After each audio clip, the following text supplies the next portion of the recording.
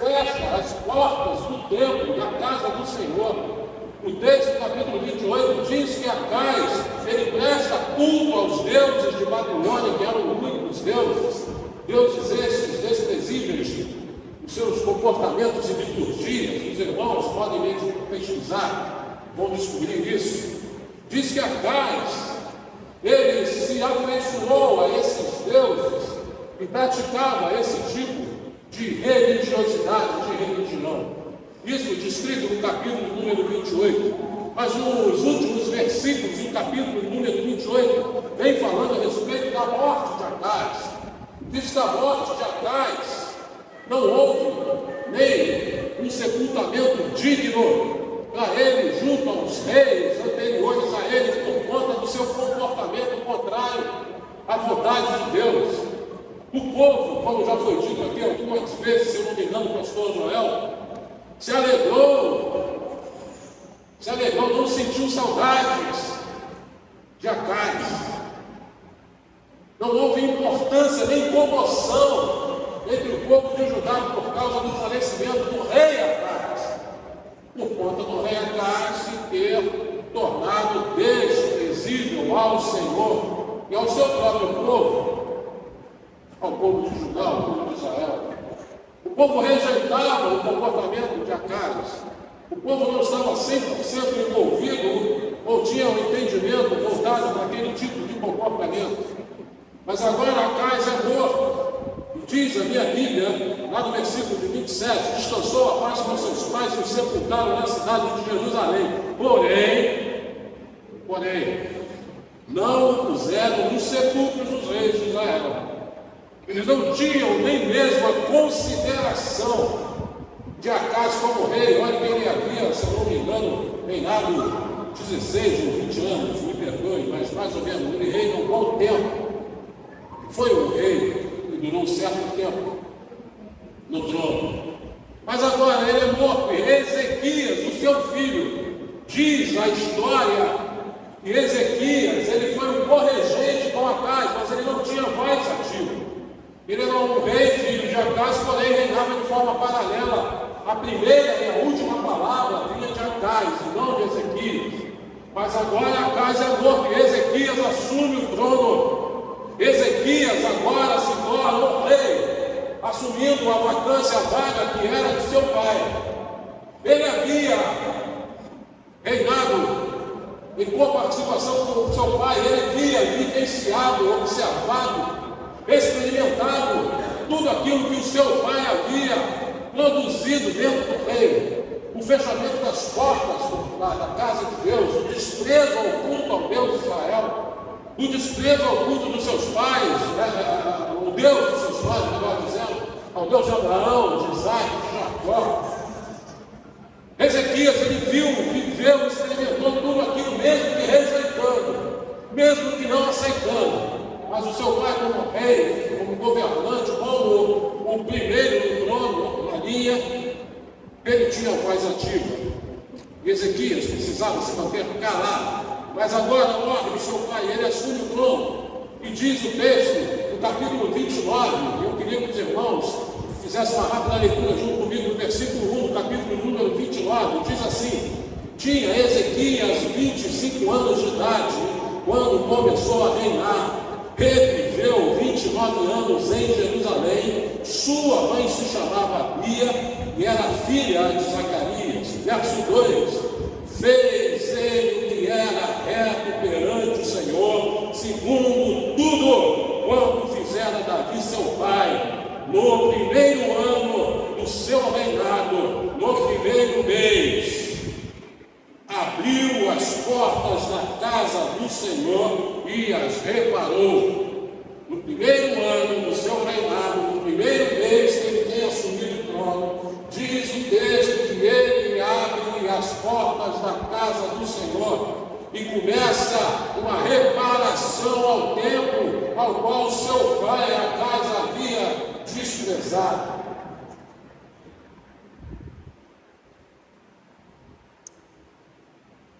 O seu pai havia desprezado e ensinado a ele tudo o contrário à adoração ao Deus de Israel, ao Deus único, ao Deus vivo.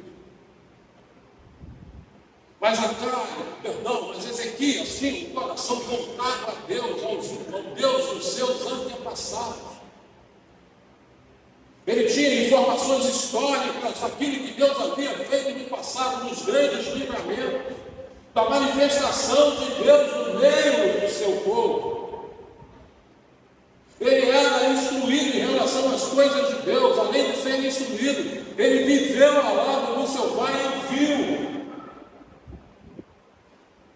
E viveu no meio a uma família, em meio a um reinado. Ele era co-participante do reinado, ele era o primeiro sucessor atrás. Ele viveu ali naquele meio e desprezando todo aquele comportamento. Ezequias era uma bênção. Mesmo em meio a um lugar totalmente obscuro, contrário às coisas de Deus, ele continuava sendo uma bênção.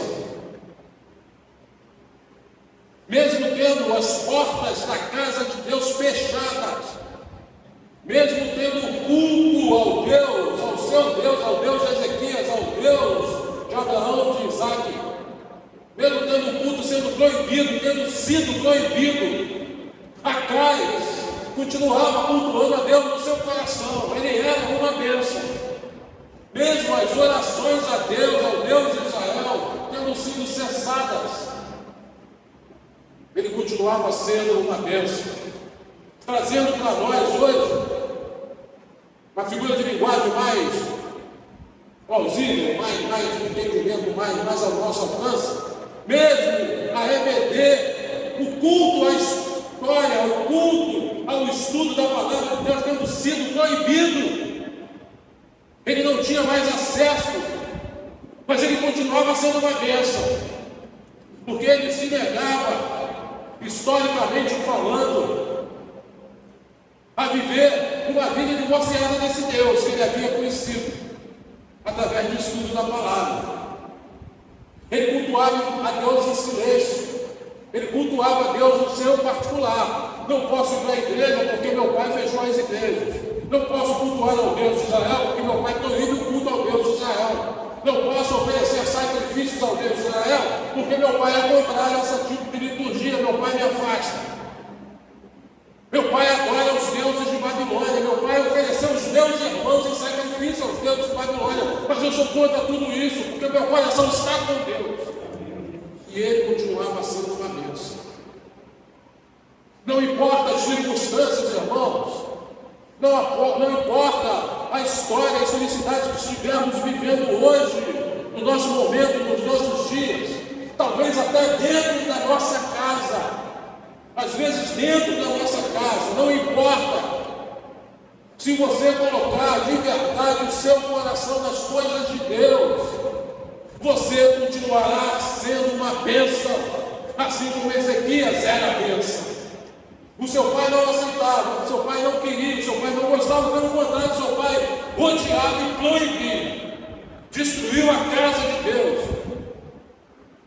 Mas isso servia, pelo contrário, de incentivo a Ezequias a amar ainda mais esse Deus. Era um contrassenso. Ele vivia em meio a uma destruição litúrgica, uma destruição teológica, uma destruição religiosa em relação a Deus. Mas quanto mais o seu pai fazia, mais o seu coração se inflamava em relação a Deus, mais ele amava esse Deus. Primeira oportunidade que ele tem assumindo o trono, no primeiro mês, no primeiro ano do seu reinado, abrir as portas da casa de Deus e restaurar o culto. Ele era bênção, assim como eu e você podemos ser bênção também, onde quer que nós estejamos. A história de Ezequias me mostra, me ensina isso. E quando eu chamo a atenção para Ezequias, meu irmão, mas para você também, minha irmã, é porque hoje é dia do homem batista. E eu digo para você, homem, mas digo para você, mulher também. Você pode ser bênção aonde você estiver, independente do que esteja acontecendo. Você é valente de Deus, você é varona de Deus.